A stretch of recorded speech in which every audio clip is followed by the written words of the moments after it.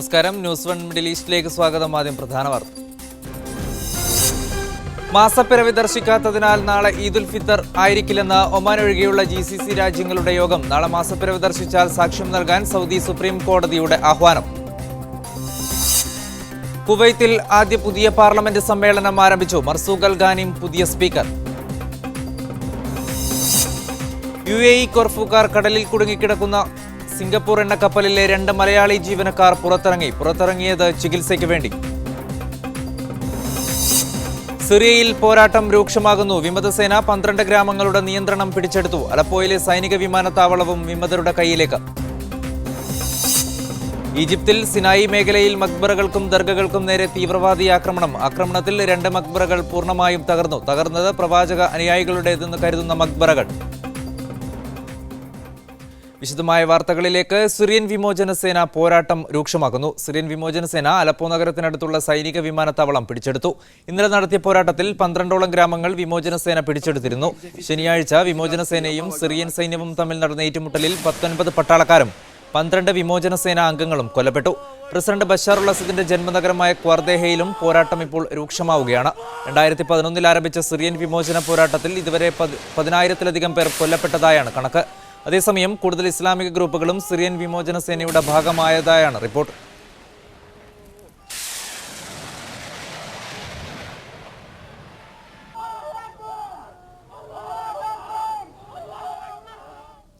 ഈജിപ്തിലെ സിനായ് മേഖലയിൽ 2 ദർഗകൾ ബോംബാക്രമണത്തിൽ തകർന്നു. വടക്കൻ സിനായ് നഗരത്തിനടുത്തുള്ള സമീപവും അൽമഗാരയിലുള്ള ദർഗകൾക്ക് നേരെയാണ് ആക്രമണം നടന്നത്. പ്രവാചക അനുയായികളുടേതെന്ന് കരുതപ്പെടുന്നതാണ് ഈ ദർഗകൾ. സംഭവം തീവ്രവാദ ആക്രമണം തന്നെയാണെന്ന് സംസ്ഥാന വാർത്താ ഏജൻസിയുടെ വിലയിരുത്തൽ. മുർസിക്കെതിരായുള്ള പട്ടാള അട്ടിമറിക്ക് ശേഷമാണ് ഇവർ ആക്രമണങ്ങൾ വ്യാപകമാക്കിയത്.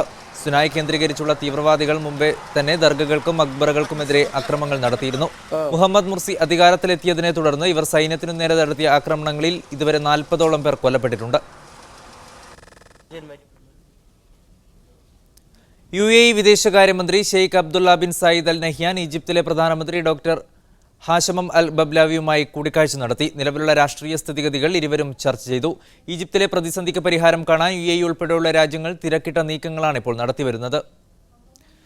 യമൻ US എംബസിക്ക് സമീപമുള്ള റോഡുകൾ സുരക്ഷാ സേന അടച്ചു. ഞായറാഴ്ചയോടെ എംബസിയും അടക്കുമെന്ന് US Republican senator Lincy Graham അറിയിച്ചു. ആക്രമണ സാധ്യത കണക്കിലെടുത്ത് മിഡിൽ ഈസ്റ്റിലെയും ആഫ്രിക്കയിലെയും 21 കോൺസുലേറ്റുകളും എംബസികളും നേരത്തെ അടച്ചിരുന്നു. ശേഷിക്കുന്നവയും എത്രയും പെട്ടെന്ന് അടക്കും. അതീവ സുരക്ഷ അർഹിക്കുന്ന മേഖലകളായ എണ്ണപ്പൈപ്പുകൾ, വൈദ്യുത കേബിളുകൾ, എയർപോർട്ടുകൾ, പ്രധാന സ്ഥാപനങ്ങൾ എന്നിവിടങ്ങളിൽ ഈദ് അവധി പ്രമാണിച്ച് കനത്ത സുരക്ഷ ഏർപ്പെടുത്തിയിട്ടുണ്ട്.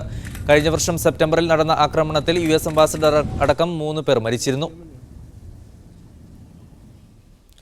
കുവൈത്തിലെ ഷുവൈഖ് ഇൻഡസ്ട്രിയൽ ഏരിയയിൽ കഴിഞ്ഞ ദിവസമുണ്ടായ തീപിടുത്തത്തിൽ 10ഓളം സ്പെയർ പാർട്സ് സ്റ്റോറുകൾ കത്തിനശിച്ചു. 3000 ചതുരശ്ര മീറ്റർ വരുന്ന സ്റ്റോറുകളാണ് കത്തിനശിച്ചത്. 60ഓളം അഗ്നിശമന ഉദ്യോഗസ്ഥർ 1.5 മണിക്കൂറിലേറെ പരിശ്രമിച്ചാണ് തീ നിയന്ത്രണ വിധേയമാക്കിയത്. ആളപായമില്ല. കുവൈറ്റിൽ മോചനം ലഭിച്ചവരുടെ ബന്ധുക്കൾ അമീറി സന്നിധിയിലെത്തി. അവർ ചെയ്ത കാര്യങ്ങൾ കുറ്റകരവും അസ്വീകാര്യവുമാണ്. ദൈവം അവർക്ക് പുറത്തു കൊടുക്കട്ടെ. തങ്ങളുടെ കുട്ടികൾക്ക് മാപ്പ് നൽകിയതിനോട് അമീറിന് നന്ദിയുണ്ട്. മാപ്പ് ലഭിച്ചവരിൽ ഒരാളുടെ ബന്ധുക്കൾ പറഞ്ഞു. ജനിച്ചു വളർന്ന നാടിനെ അവർ വളരെയധികം സ്നേഹിക്കുന്നുണ്ട്. ലോകത്തിന്റെ മറ്റു ഭാഗങ്ങളിൽ നടക്കുന്ന സംഭവങ്ങളുടെ സ്വാധീനത്താലാകാം അവർ ഇങ്ങനെ ചെയ്തു പോയതെന്ന് മറ്റൊരു ബന്ധു ആയിഷ കൂട്ടിച്ചേർത്തു.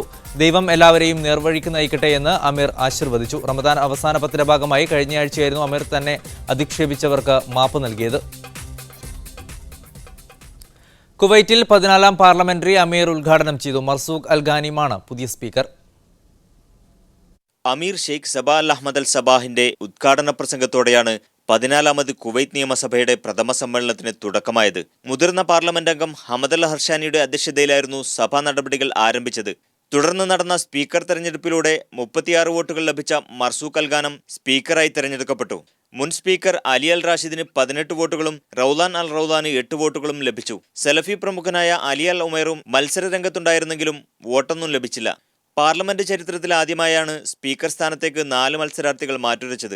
2006 മുതൽ നിയമസഭാംഗമായ മർസൂഖ് 2ാം മണ്ഡലത്തിൽ നിന്നാണ് പാർലമെന്റിലേക്ക് തെരഞ്ഞെടുക്കപ്പെട്ടത്. ഡെപ്യൂട്ടി സ്പീക്കർ സ്ഥാനത്തേക്ക് തെരഞ്ഞെടുക്കപ്പെട്ട മുബാറക് അൽ ഖുറൈനിജിനും 36 വോട്ടുകൾ ലഭിച്ചു. 1962 മുതലാണ് അറബ് മേഖലയിലെ താരതമ്യേന ഭേദപ്പെട്ട ജനാധിപത്യ സംവിധാനത്തിന് കുവൈറ്റ് തുടക്കമിട്ടത്. വോട്ട് നിയമം പരിഷ്കരിച്ചതിൽ പ്രതിഷേധിച്ച് പ്രതിപക്ഷം 2ാം തവണയും തെരഞ്ഞെടുപ്പ് ബഹിഷ്കരിച്ചിരുന്നു. Media 1 Kuwait.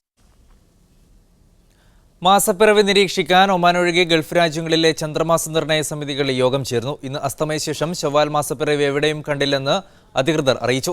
ഉമ്മുവിൽ കുറെ കലണ്ടർ അനുസരിച്ച് റമദാൻ 29, 30 എന്നീ ദിനങ്ങൾ ഒത്തുവരുന്നതിനാൽ ഇന്ന് മാസപ്പിറവി ദർശിക്കാൻ സാധ്യതയുള്ളതിനാലാണ് സമിതികൾ യോഗം ചേർന്നത്. നാളെയും യോഗം ചേരുമെന്ന് സൗദി സുപ്രീം കോടതി വ്യക്തമാക്കി.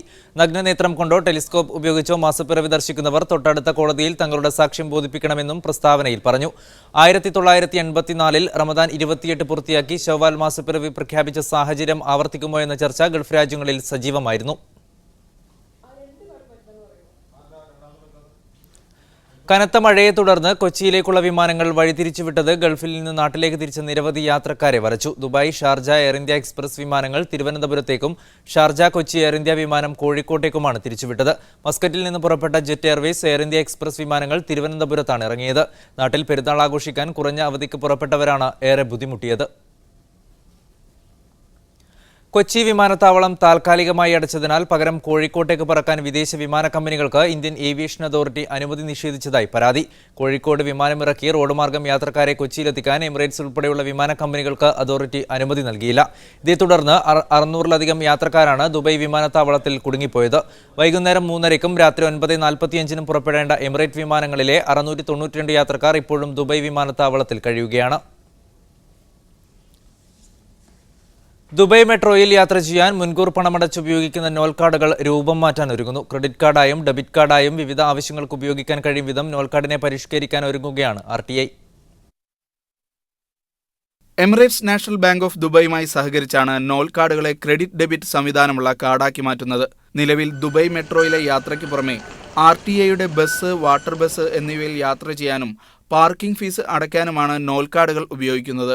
ക്രെഡിറ്റ് സംവിധാനമുള്ള കോംബി കാർഡായി മാറുന്നതോടെ ദുബൈയിലെ ടാക്സി കാറുകളിൽ യാത്ര ചെയ്യാനും ഇവ ഉപയോഗിക്കാനാകും. കഴിഞ്ഞ ദിവസം മുതൽ ദുബൈയിൽ നിന്ന് മറ്റ് എമിറേറ്റുകളിലേക്ക് പോകുന്ന ഇന്റർ എമിറേറ്റ് ബസ്സിലും നോൾ കാർഡ് ഉപയോഗിക്കാനുള്ള സൗകര്യം ഏർപ്പെടുത്തിയതായി RTA അറിയിച്ചു. ദുബൈ ഷാർജ റൂട്ടിൽ ഈ സംവിധാനം പൂർണ്ണമായും നടപ്പാക്കി കഴിഞ്ഞു. മറ്റ് എമിറേറ്റുകളിലേക്കും താമസിയാതെ നോൾ കാർഡ് ഉപയോഗിച്ച് യാത്ര ചെയ്യാം. Media 1 Dubai. ദുബൈയിൽ സർക്കാർ മേഖലയിൽ പാർട്ട് ടൈം ജീവനക്കാരുടെ ശമ്പളം, ജോലി സമയം, അവധി എന്നിവ പുതുക്കി നിശ്ചയിക്കുന്നു. ഇത് സംബന്ധിച്ച് ദുബായ് കിരീടാവകാശി Sheikh Hamdan bin Mohammed Al Maktoum ഉത്തരവ് പുറപ്പെടുവിച്ചു. സർക്കാർ ജോലികൾ കൂടുതൽ കാര്യക്ഷമമാക്കാൻ ലക്ഷ്യമിട്ടാണ് തീരുമാനം. നിലവിൽ ഡ്യൂട്ടി സമയത്തേക്കാൾ കുറവ് ജോലി ചെയ്യുന്നവർക്ക് പകരം കൂടുതൽ കാര്യക്ഷമതയുള്ളവരെ നിയമിക്കും. ഇതിനായി പാർട്ട് ടൈം തൊഴിൽ നയത്തിന് രൂപം നൽകാനും തീരുമാനം. ഇലക്ട്രോണിക് സംവിധാനത്തിലൂടെ ഉംറ കമ്പനികളെ നിരീക്ഷിക്കാൻ തുടങ്ങിയതോടെ നിയമലംഘനങ്ങൾ കുറഞ്ഞതായി ഹജ്ജ് മന്ത്രാലയ അണ്ടർ സെക്രട്ടറി ഡോക്ടർ ഈദവാസ് പറഞ്ഞു. മുത്താബ് എന്ന പേരിൽ അറിയപ്പെടുന്ന സംവിധാനം മുഖേന വീഴ്ചകളും നിയമലംഘനങ്ങളും വേഗത്തിൽ പരിഹരിച്ച് തീർത്ഥാടകർക്ക് മികച്ച സേവനം ലഭ്യമാക്കാൻ സാധിച്ചിട്ടുണ്ട്. നിയമലംഘനങ്ങൾ ശ്രദ്ധയിൽപ്പെട്ടാൽ ഉംറ സേവന സ്ഥാപന ഉടമകളെയും മേധാവികളെയും അപ്പോൾ SMS വഴി അറിയിക്കാൻ സാധിക്കുന്നതാണ് ഈ സംവിധാനത്തിന്റെ പ്രത്യേകത. UAE കോർഫുകാർ കടലിൽ കുടുങ്ങിക്കിടക്കുന്ന സിംഗപ്പൂർ എണ്ണക്കപ്പലിലെ 2 മലയാളി ജീവനക്കാർ പുറത്തിറങ്ങി. തിരുവനന്തപുരം കുടപ്പനക്കുന്ന് സ്വദേശി സ്മജിൻ, സുബ്രഹ്മണ്യം, പള്ളുരുത്തി സ്വദേശി ജോഷി എന്നിവരാണ് ചികിത്സ തേടി പുറത്തിറങ്ങിയത്. വിവരങ്ങളുമായി ഹാരിസ് അരിക്കുളം ചേരുന്നു. നമ്മോടൊപ്പം ഹാരിസ്, മാസങ്ങളായി ഇവർ കപ്പലിൽ കഴിയുകയാണ്. മുമ്പ് തന്നെ നമ്മൾ വാർത്ത കൊടുത്തതുമാണ് ഇവരുടെ ദുരിത ജീവിതം. ഇപ്പോൾ ഇവർ എവിടെയാണുള്ളത്? സായികുമാർ, ഇപ്പോൾ കോർഫുക്കാൻ തീരത്ത് തന്നെയാണ് ഇപ്പോൾ ജീവനക്കാരുള്ളത്. സിംഗപ്പൂർ എണ്ണ കമ്പനിയായ അയൺ മോങ്കർ 3-ലെ ഈ ജീവനക്കാർ തിരുവനന്തപുരം സ്വദേശി സ്മിജിനും സുബ്രഹ്മണ്യവും എറണാകുളം സ്വദേശി ജോഷി എന്നിവരാണ് കപ്പലിൽ നിന്ന് പുറത്തിറങ്ങിയിരുന്നത്. 4 മലയാളികൾ ഉൾപ്പെടെ 11 ജീവനക്കാരായിരുന്നു കപ്പലിൽ ഉണ്ടായിരുന്നത്. ഇവർക്ക് 2 പേർക്ക് അസുഖമായതിനെ തുടർന്ന് പോലീസിന്റെ സഹായത്തോടെ പുറത്തിറങ്ങുകയായിരുന്നു. ഇനി തങ്ങൾ കപ്പലിലേക്ക് തിരികെ പോകുന്നില്ലെന്നും കപ്പൽ ഏജന്റുമായി ഉണ്ടായ ഒരു ധാരണയിൽ തങ്ങൾക്ക് വിമാന ടിക്കറ്റ് ഓഫർ ചെയ്തിട്ടുണ്ടെന്നും ഈ ടിക്കറ്റ് നാട്ടിലേക്ക് പോകാനുമാണ് ഇവരുടെ തീരുമാനമെന്നാണ് അവർ നമ്മോട് പറഞ്ഞിരിക്കുന്നത്. സായി ഹാരിസ്, ഇവർക്ക് എപ്പോൾ നാട്ടിലേക്ക് മടങ്ങാൻ സാധിക്കുമെന്ന് സംബന്ധിച്ച് വിവരങ്ങൾ ലഭിക്കുന്നുണ്ടോ? സായി, കപ്പൽ അധികൃതർ ഇവരോട് കപ്പലിലേക്ക് തന്നെ മടങ്ങാൻ ആവശ്യപ്പെട്ടിട്ടുണ്ടെങ്കിലും അവരത് നിഷേധിച്ചിരിക്കുകയാണ്. എന്നാൽ കപ്പൽ ഏജന്റുമായുണ്ടായ ധാരണയിൽ കപ്പൽ ഏജന്റ് ഇവർക്ക് നാട്ടിലേക്ക് പോകാനുള്ള വിമാന ടിക്കറ്റ് നൽകാമെന്ന് അറിയിച്ചിട്ടുണ്ട്. ഈ വിമാന ടിക്കറ്റിൽ നാട്ടിലേക്ക് മടങ്ങാനാണ് ഇവരുടെ തീരുമാനം. അതേസമയം ഇന്ന് ഇന്ത്യൻ എംബസിയുടെയും കപ്പൽ അധികൃതരുടെ ആഭിമുഖ്യത്തിൽ ഇവർക്ക് ലഭിക്കാനിരുന്ന ശമ്പളത്തിന്റെ കാര്യത്തിൽ ഒരു ധാരണയിലെത്താൻ ഒരു കരാറിൽ ഒപ്പിടാൻ തീരുമാനിച്ചിരുന്നു. പക്ഷേ എംബസിയുടെ സംയോജിത ഇടപെടൽ ഉണ്ടാവാത്തത് കാരണം ഇന്ന് അത്തരത്തിലുള്ള ഒരു ചർച്ച നടക്കുകയുണ്ടായില്ല. നാളെ മുതൽ ഇവിടെ പെരുന്നാൾ അവധി ആരംഭിക്കുന്നതിനാൽ ഒരു 4 ദിവസത്തോളം ഈ ഒരു ചർച്ച നടക്കാൻ സാധ്യതയുമില്ല.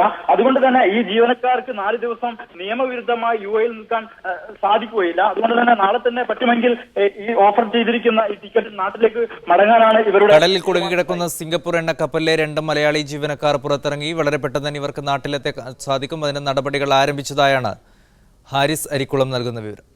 നിരവധി വിദേശികളെ ഉൾപ്പെടുത്തി ദുബായ് ടൂറിസം വകുപ്പ് നടത്തിയ നോമ്പുതുറ ശ്രദ്ധേയമായി. ദുബൈയിൽ നിന്നുള്ള റിപ്പോർട്ടിലേക്ക്.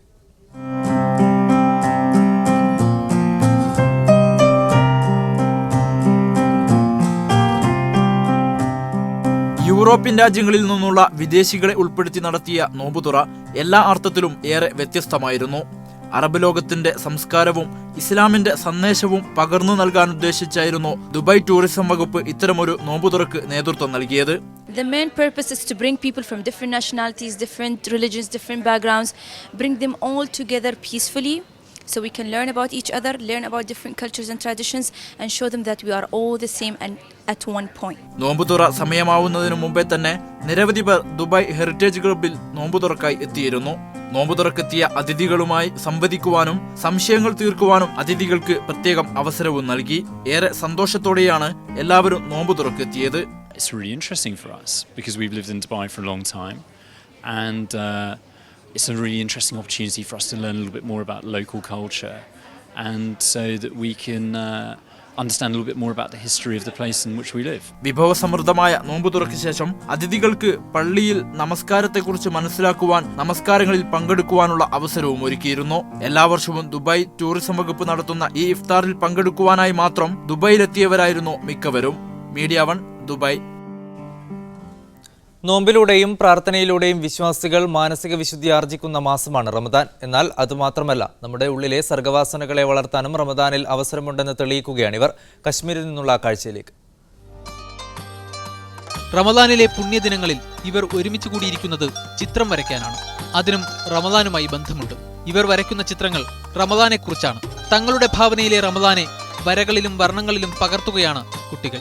ഓരോരുത്തരും അവരുടെ റമദാൻ അനുഭവങ്ങളും സ്വപ്നങ്ങളും നിറങ്ങളായി ക്യാൻവാസിൽ പകർത്തി.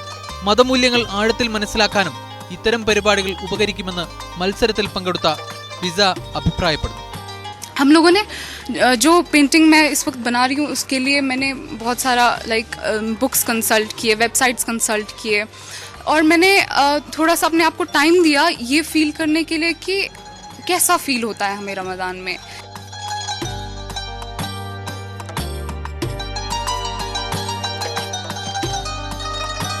ശ്രീനഗറിലെ ഒരു തിയേറ്റർ ഗ്രൂപ്പാണ് 3 ദിവസം നീണ്ടു നിൽക്കുന്ന ചിത്രരചനാ മത്സരം സംഘടിപ്പിച്ചത്.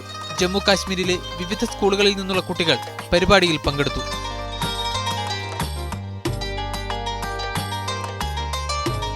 News desk media 1. ഇനി നാളത്തെ സുബൈ സമയം.